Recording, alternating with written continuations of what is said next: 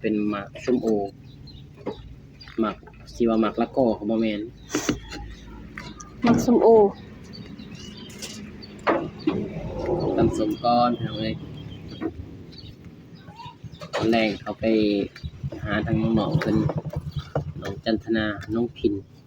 น้องเพิ่นอาจจะไปโรงเรียนเด็กใหม่มีผัวร้าย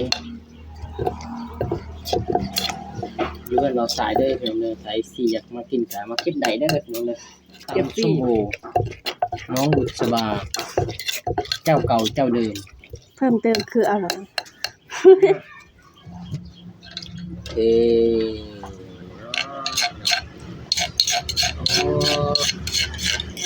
ผู้ใดเห็นก็อาจจะน้ำตาไหลพี่น้องเอ้ยน้ำตาไหลน้ำตาไหลเฮ้ยน้ำลายน้ำลายเฮ้ยน้ำลายไหลน้ำตาไหลเหมือนเป็นแซ่บน้ำตาไหลแซ่บจนไหายแซ่บจนว่าหายนะมา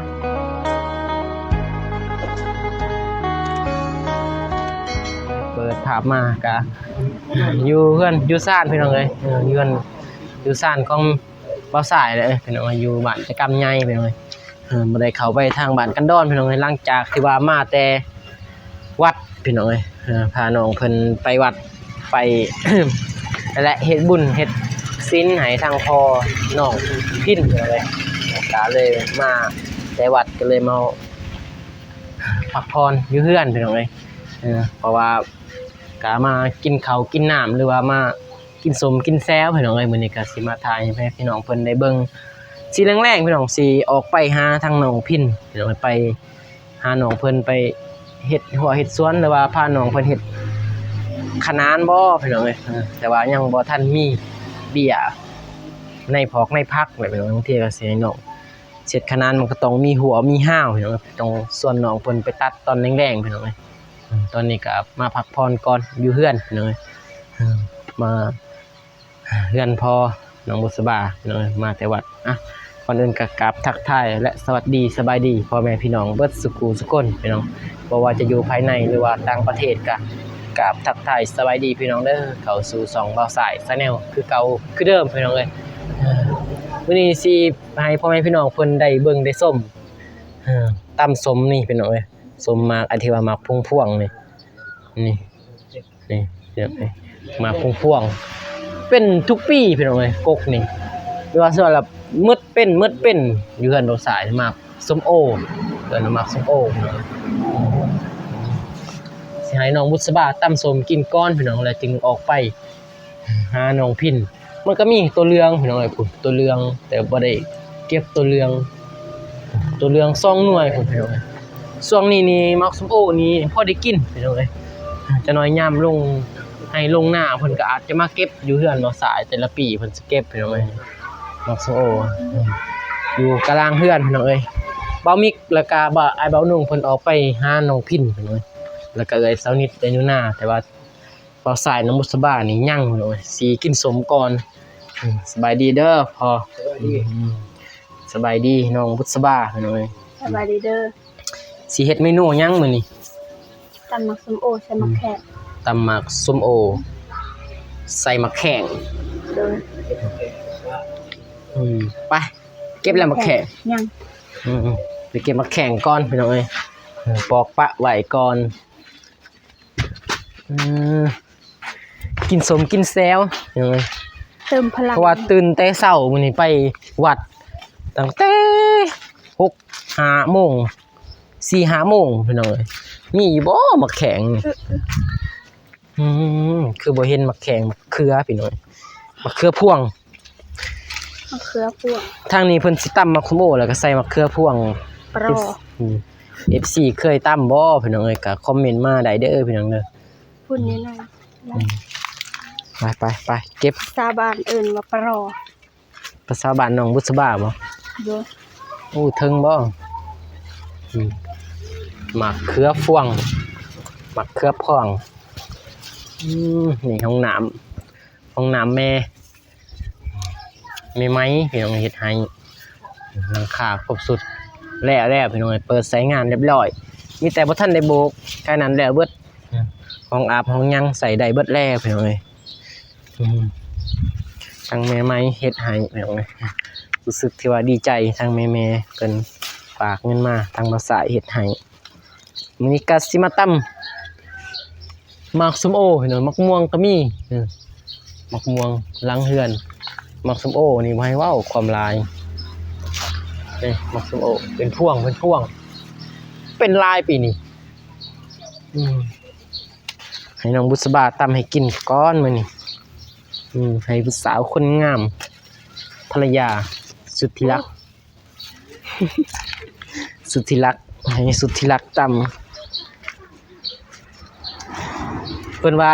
FC คอมเมนต์มาว่าเบาสายกับน้องบุษบานี่คือบ่หวานแหละเดี๋ยวนี้เป็นหยังน้ำ น้ำตาลมันจ้างนะบ่ น้ำตาลจางแหละโอ้ย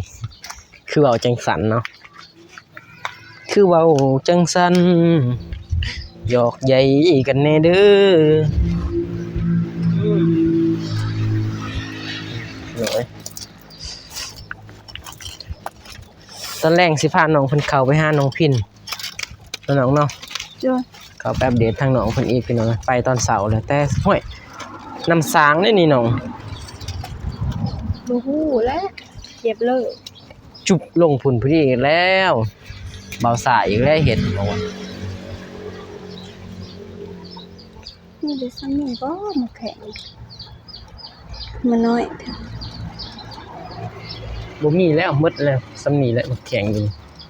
บ่ลายบ่ลายบ่ลวงอุ่นมะพร้าว ขึ้นติ เบาสายบ่เป็นขึ้นมีแต่เบามิกพุ่นแล้วเป็นขึ้น อยากกินอยู่เด้ มะพร้าวพี่น้องเอ้ยบ่เป็นขึ้นกกใหม่บ่เป็นขึ้นกกใหม่กกตอกมีบ่น่าจะเบิดแล้วน้องบุษบาเอ้ย นี่ก็บ่หลายมีแต่น้อยๆ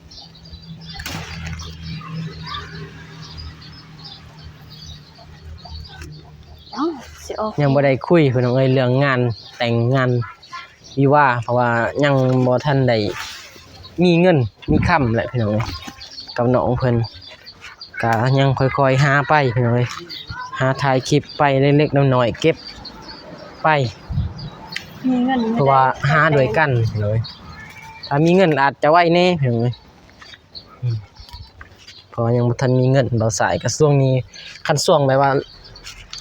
ยามแล้งอะน่ะสิมีช่วงยามนี้นี่หายากเงินน้องๆเนาะไปพอแล้วบ่ มันบ่มีแล้วเด้เบิดเลย หมด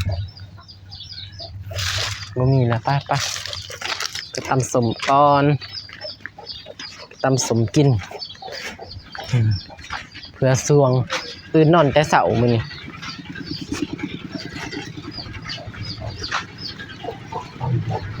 ตำสมหมากส้มโอนิโน่มื้อนี้ก็หมากส้มโอ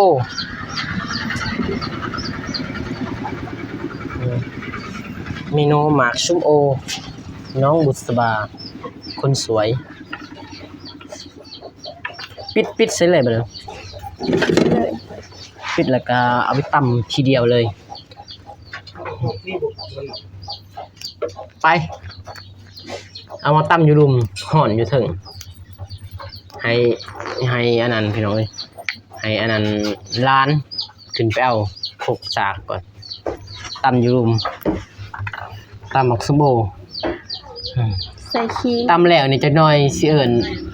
พี่น้องพี่นุงมากินเต็มเลยตอนตำให้น้องมุสบาตำคนเดียวตำแล้วคนเอิ้นพี่น้องมากินเต็ม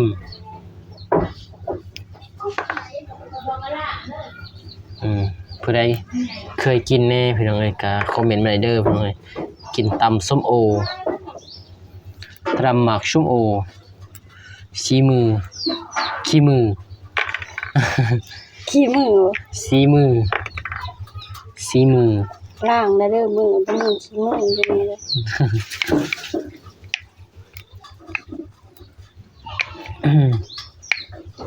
พอเพิ่นก็อันนั้นพี่น้องเฮ็ดกระสุ่มกระสุ่มแบบนั้นที่เราสายอัปเดตตอนนั้นกระสุ่มที่ว่าเพิ่นเอาไว้ข้างไกลพี่น้อง กระสม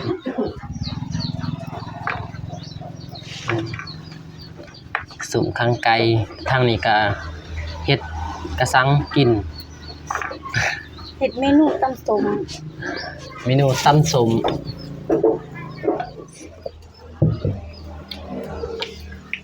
ซื้อเพิ่นนี่ซื้อหยัง แซงบันดิต แซงบัณฑิตครับแซงบัณฑิตสบายดีเด้อแซงบัณฑิตเพิ่นเจ้าบ่ทันเมื่อบ้านดอกเลยครับผมยังบ่ทันกลับประเทศ ยังอยู่ประเทศลาวอยู่ มาขั้นตอนแรกให้เชฟเพิ่นแนะนำเลยครับว่าใส่หยัง ใส่หมกพริก4หน่วยพอใส่หลายเผ็ด ใส่หลายเผ็ด แม่นใส่หลายกับเผ็ดเพราะว่าเฮาสิใส่แล้วก็ขิง ใส่ขิงลงไป แล้วก็ใส่น้ำตาลนิดนึง ใส่ลายแสบลายใส่หน่อยแสบลายใส่ลายหวานลาย ชูรส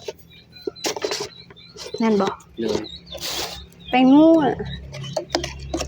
บ่ได้อัปเดตน้องบุษบาลายมื้อนี้ได้ไปน้อยมื้อนี้มาอัปเดตน้องมื้อนี้เอาเดตแต่ทางอื่น FC น้องบุษบาก็ลายอยู่เด้ฝากเหนือฝากตัวในเด้อน้องบุษบาว่า ตั้งแต่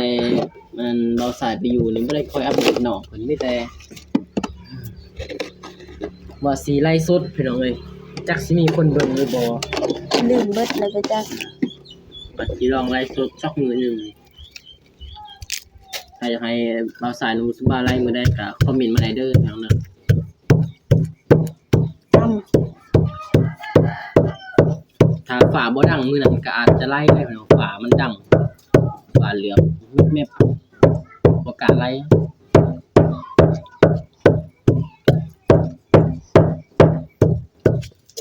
ทำแห่งไล่คุกแตกนี่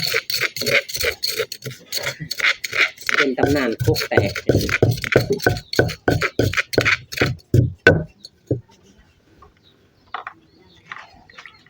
ให้เชฟเพิ่นแนะนำเลยทางวิธีตำมัก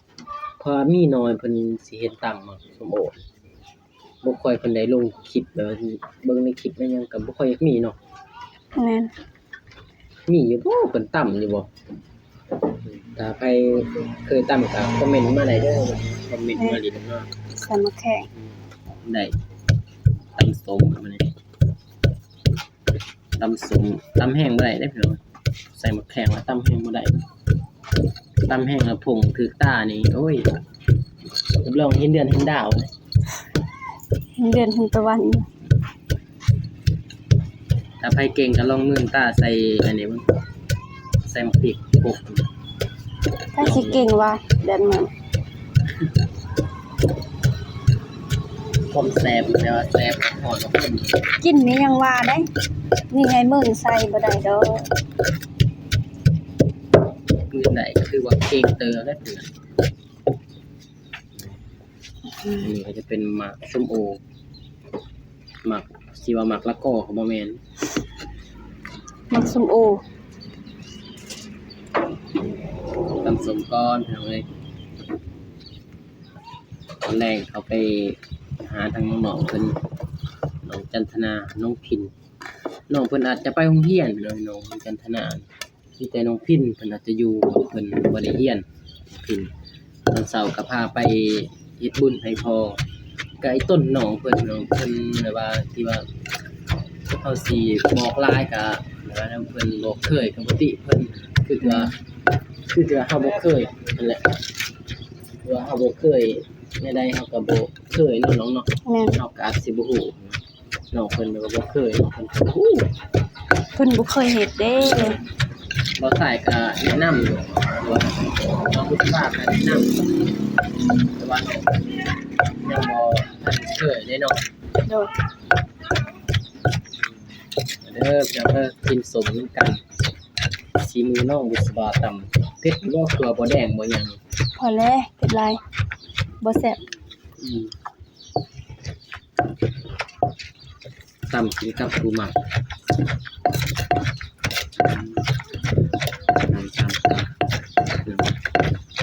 ตำส้ม นาคต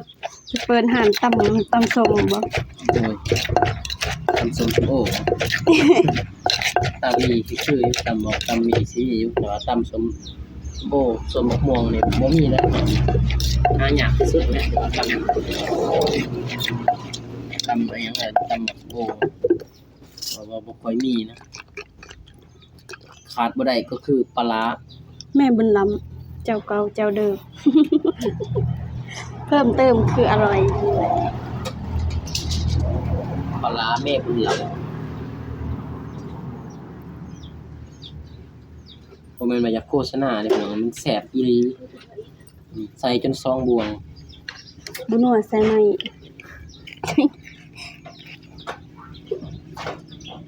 ใส่หลายแซ่บหลายใส่หลายแห่งพรมหล่น บ่ปลาแดกบ่หล่นเด้อ เป็นนัวชูรสเนาะไทยก็เด็ดชูรส ชูรส ชูรสมันเกลือเด้ เกลือก็เกลือคือกันนั่นแหละ เกลือปลาแดกปลาร้า ตัดน้องทำโอนนี่ฟังไทยเขาเอิ้นน่ะเนี่ย โอ้ บ่แม่น นี่เลย บ่ฮู้เขาเอิ้นหยัง มาว่าโอ้ บ่ดอกส้มโอกันไหนกันน่ะ น่าจะส้มโอกับหูกันเนาะทางไทยเป็นแบบได้ๆมากส้มโอมากที่ว่าเป็นในหน่วยนี้ มักพริกซีนวล เป็นในหน่วยอยู่พวกใหม่มีถั่วร้าย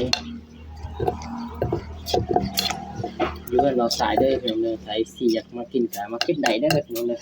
เก็บฟรีพี่น้องเลย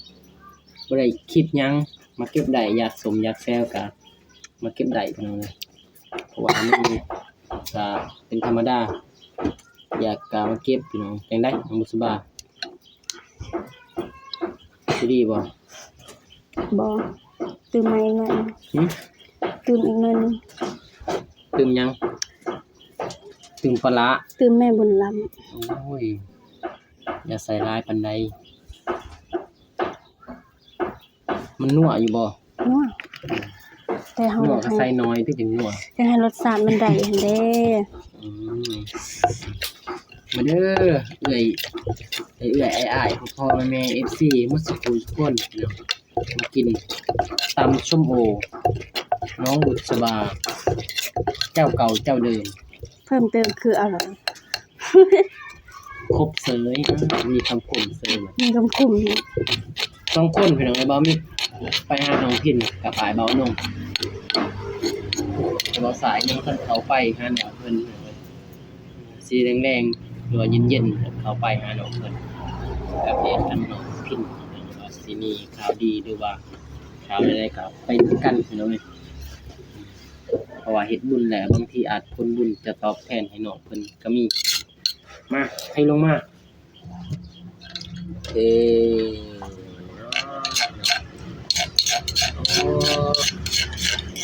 ผู้ใดเห็นก็อาจจะน้ำตาไหลเลย น้ำตาไหล น้ำตาไหลเฮ้ยน้ำลาย น้ำลาย เฮ้ยน้ำลายไหลน้ำตาไหลเลยเป็นแซ่บ น้ำตาไหล แซ่บจนให้ แสบจนว่าหายนะมาบัดลงมือ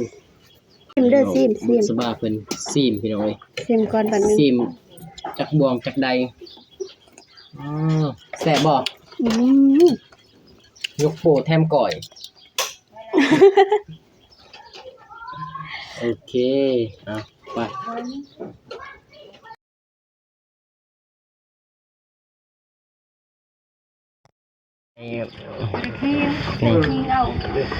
กินพี่น้องเอ้ยแซ่บแห้งแซ่บบ่ปองแห้งไปเยี่ยมโอเคพี่น้องคลิปนี้ก็สิจบไปเพียงเท่านี้พี่น้องเอ้ยไทยตำส้มส้มโอพี่น้องเอ้ยกินคุณน้องบุษบากินแล้วก็ล้างถ้วยล้างบวงคนขยัน โอเคพี่น้องคลิปนี้ว่าสายการที่จบไปเพียงเท่านี้ก่อนเด้อพี่น้องเด้อเดี๋ยวสิเขาไปหาทางน้องอินแล้วก็น้องจันทนาเลยพอกันไหมในคลิปหน้าพี่น้องคลิปนี้ว่าสายการขอให้พ่อในพ่อแม่ FC ทุกท่านจงมีแต่ความสุขความเจริญปรารถนาสิ่งใดก็ขอให้ได้สิ่งนั้นให้เราปรารถนาความเจ็บจะได้ความไข่ยังมี